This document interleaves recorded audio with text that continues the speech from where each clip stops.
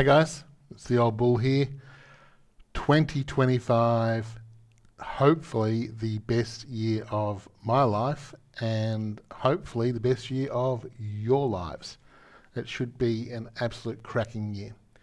So I've just been in Discord and having a look around, and which I do every day. That's my number one job, is to go right through Discord and actually check what's going on.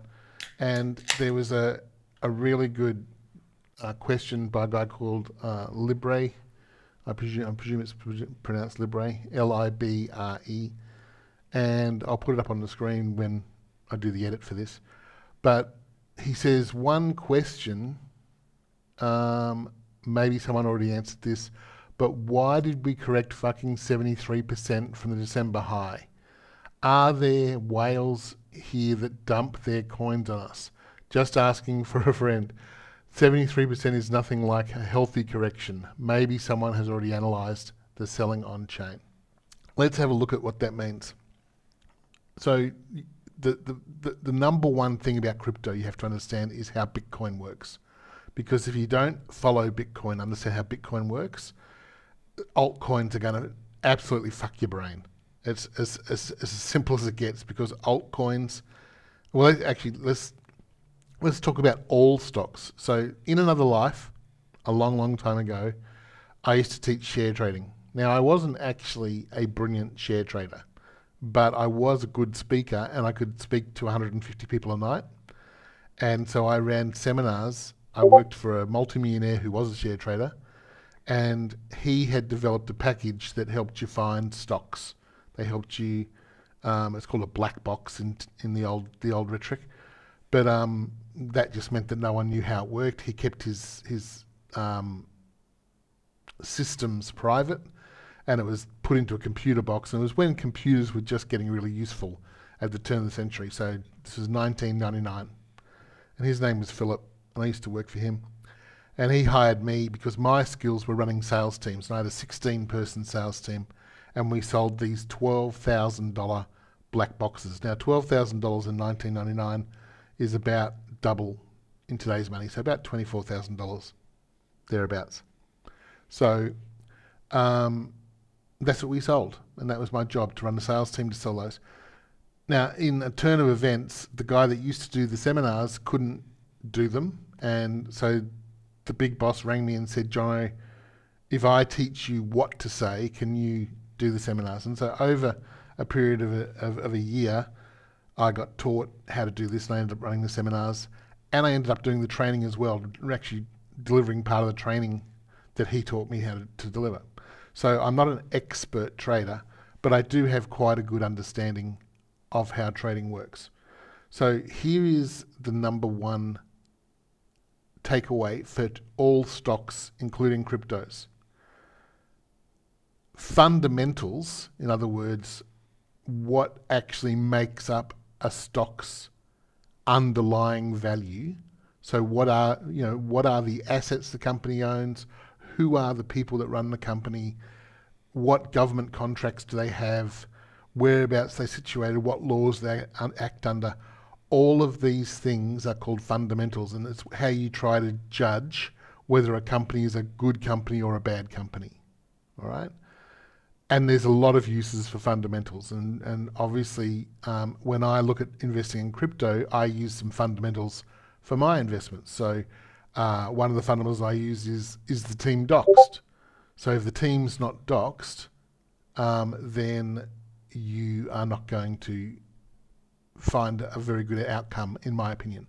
So that's one of the fundamentals that I apply all the time, that if the team's not doxed, then I'm not going to probably invest in that. And there's exceptions to that, but not many. So that's one of my fundamentals. But the number one rule is that fundamentals do not influence stock price. Stock price is purely herd mentality.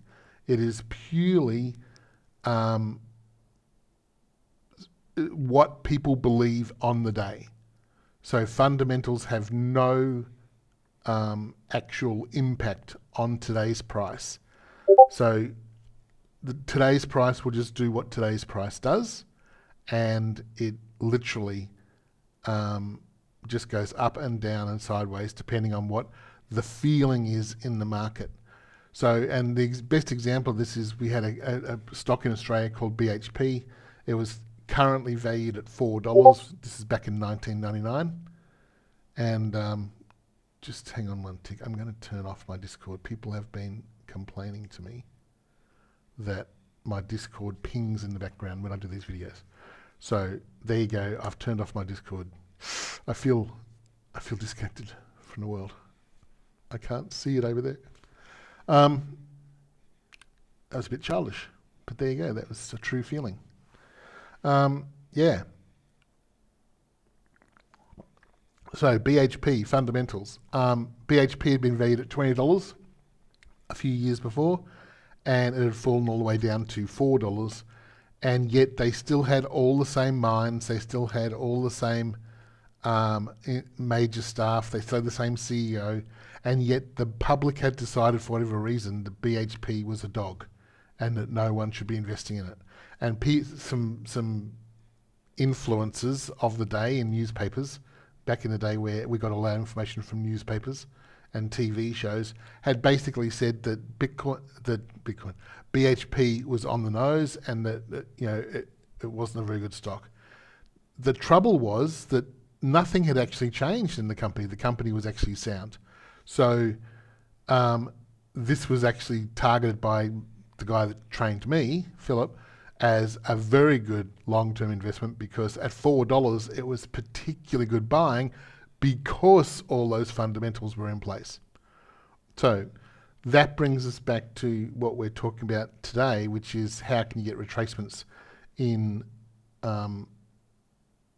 altcoins. So as I said before, we have to start at Bitcoin.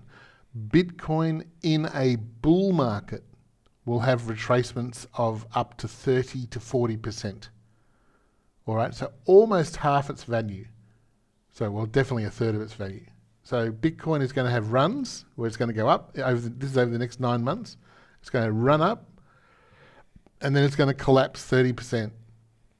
All right, so and those collapses are going to hurt, and they're going to scare the absolute living shit out of people.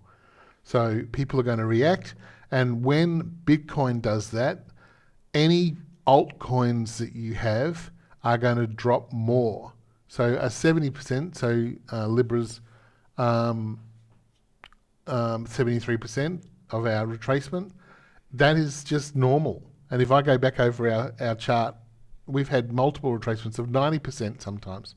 And it's so frustrating from my point of view because I'm stuck in the fundamentals and I keep in my mind all the things that we're doing right in playable games. So all the things that make us a really good bet is the word I'm going to use, a really good bet for you to back in this upcoming bull run. So it's so frustrating to see the price fall away like that. And so he asked the question, do we have whales that sell? In actual fact, we have whales that don't sell.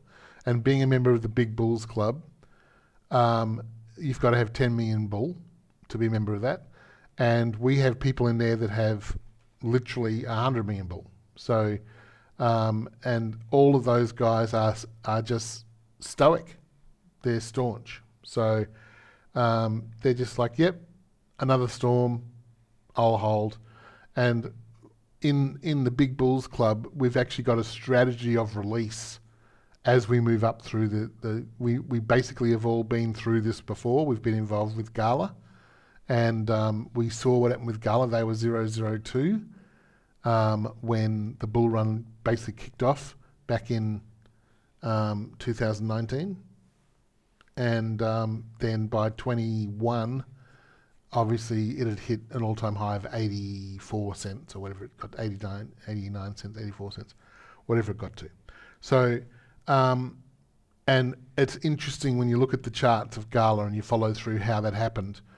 The way to make money when you have a large holding of something, the way to make money is to sell on the way up. So you sell at 5 cents, so you sell some at 5 cents, you sell some at 10 cents, and sell some at 15, some at 20 on the way up.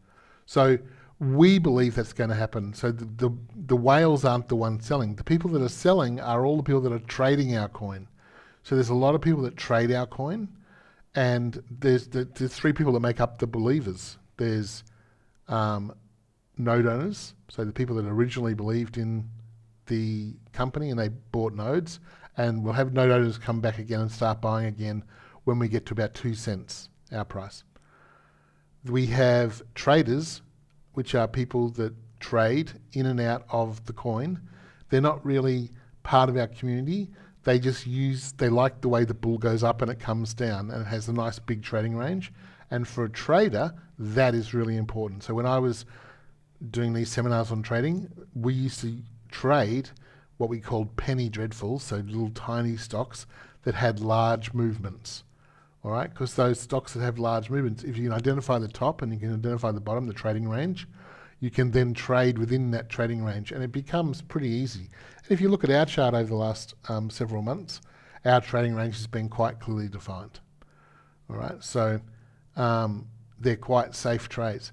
Those traders can either get stopped out on their stop losses, which means it goes down. If your stop loss is set at 5%, it goes down 5%, it automatically sells for you. And then that person selling drives the stock another percentage point lower, which someone else who has their stop loss set at 6% drops them out, and then at 7% someone else drops out. And so these traders tend to drop the price out. Those traders will buy back in at the bottom. When it gets down to the bottom of the trading range, they'll buy back in, and it helps push the price back up.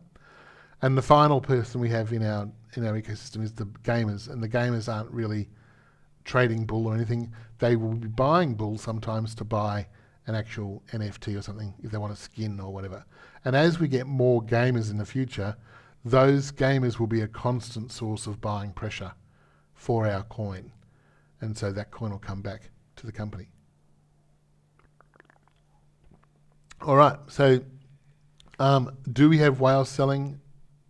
There might be some whales that sell, but the majority of our whales don't sell. We have no VCs, so there's no one who has actually got a massive amount of coin. So there's a very popular coin at the moment that people are talking about, and we happen to know that the owners of that coin actually own 40% of all supply. So the reality is when that coin goes through the roof in the bull run, which I believe it will, the amount of buying pressure is going to leave these owners with a huge problem. What do we do with all this stuff we own? So, they'll either dump it or they'll and make a huge amount of money, or they'll be very careful with what they do and run through several cycles. We'll see what they do. But very important to know what the owners actually own. So in our particular case, all of the founders of our company only own 100 nodes between us. We own 25 each. And that means that we don't have this massive pool of coin that we have at our personal disposal. So it's a very good way to run a company. We have enough to be of great interest to us if the company does very well, and if it'll be useless to us if the company doesn't. So that's our private holding. So, right. Basically, someone else then says, yeah, but what if the bull run narrative isn't gaming? All right. So here's the thing about gaming. Gaming is a staple of crypto forever now on. All right. That's just the truth of it. Games are a part of our lives. All right. Young men play computer games. It's our way of getting our war fix that we used to get by going to wars as young men. And in the Western world, we don't really do that anymore, obviously. Some people do, but not the majority. And gaming is a way for us to be in battle, to be in that, like as close to a physical battle as we can get without obviously being harmed. So gaming is here to stay. And as the technology gets better and better, the gaming population is actually growing, and it's growing very, very quickly. It's one of the fastest growing industries out there. It's actually worth more now than the whole movie industry and the whole music industry joined together. Gaming is actually a higher capitalization than that. So gaming's here to stay. The crypto narratives might go up and down. So this cycle might end up being more about AI. I don't think this cycle is actually going to be very much about AI. I think this cycle is going to be more about meme coins, but AI is definitely going to play a big part, and gaming is going to play a big part because two of the biggest influencers out there, Elio Trades and Alex Becker, two of the biggest crypto influencers, are going to be very pro gaming, considering that that's all they invest in. That's their main segment. And they are going to push this narrative very strongly. Crypto Banter is very pro gaming. Crypto Banter has several of his speakers that speak for him that are pro gaming. So when these million plus following influencers start spruiking gaming, the gaming narrative is going to rocket. And that gaming narrative is going to take all gaming companies up. Now, another really interesting tweet yesterday was from a guy called Cyborg in our chat, and he said, interestingly, most of the gaming coins that were around even 6 months ago have gone broke and gone away. And I think that's true. So, like, most companies are just built on hype. And we've got a saying we're using this year for Playable: we're builders, not hypers. And I think that's really important to understand, is that we are actually building out games. We are actually spending the time and the money and the resources and the absolute stress, because building games is possibly one of the hardest things I've ever done in my life. And it's so complex, and it takes so many people, and it takes so much skill to get it right, that the barrier to entry in marketing, we call it, what is the barrier to entry when you're marketing a product? How hard is it for a competitor to come and attack that space? Well, the barrier to entry of building games is so high, all right, that we are very well protected from people assaulting us. We have 2 games out already that are actually playable and are fun to play, all right? So we have done what most companies have not been able to achieve. We have 3 more games right now in production, very close to alpha releases. We've held a couple of those back purely because the first 2 games are now looking so good, we don't want to do anything to tarnish that. So I've issued new instructions to the teams to make sure the games, when they come out, are as good, if not better, than what we've already got. So we're taking the privilege we have now of having 2 games out to be a little bit more careful there and protect our legacy, because we've already built something really special. So we're moving on that. And then Cobbers finished off by saying, ultimately builders are going to win, and Playable is our builders, all right? The narrative is AI plus gaming plus NFTs, which, as he clearly points out, we have all of those, all right? We tick all 3 of those boxes.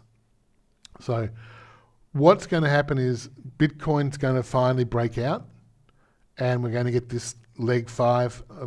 Actually, I won't even talk about Elliott Wave theory, but we're about to go into possibly leg 5 of the crypto bull run, and that's the final big leg, which will run Bitcoin out to round about June, July, and then Bitcoin should top somewhere between April and August. Bitcoin's going to top, and then when Bitcoin rolls over, then we get the final altcoin rally. So Bitcoin rolls over and everyone sells their Bitcoin, the big players sell their Bitcoin at the top, and then they start ratcheting down. So they sell their Bitcoin, they buy Ethereum. Ethereum pumps, they then sell their Ethereum, they buy Solana. Solana pumps, they sell Solana, they buy AVAX, AVAX pumps, and they ratchet down Cardano, etc., right down through those coins. And then the true altcoin season starts, where it becomes just a day at the races, basically. What horse am I betting on? Who do I think? And so people then will do some research into fundamentals and find the best high-risk stocks, which is what Playable is, a high-risk stock. So we will then do very well in that last 6 months, that last 3 months of the bull run. And it's going to be a very exciting ride. And I think we're really well positioned. And this 73% pullback is going to be replaced by a 50x, a 100x, a 300x 500x, whatever it's going to be from where we are now. So that's what Gala went through. I believe we're on the same path. Our charts are following exactly what they did in the day. And the market is so much bigger, and there's so much more money coming and so much more trust coming that I think you're going to be blown away. So that's my little fireside chat, my rant for today. Thanks, Libre, for your question. It's a good question. And I hope that sort of sums it up for you. We've got so much good stuff coming this year. We've got some really big announcements that I will announce soon. I'm just waiting for the contracts to be signed and things to be tidied up. But once that's done, we've got several big things coming, so stay tuned. This year is going to be a blast. No other word for it. I'm the Old Bull. Stay tough, guys. Talk to you soon. Ciao.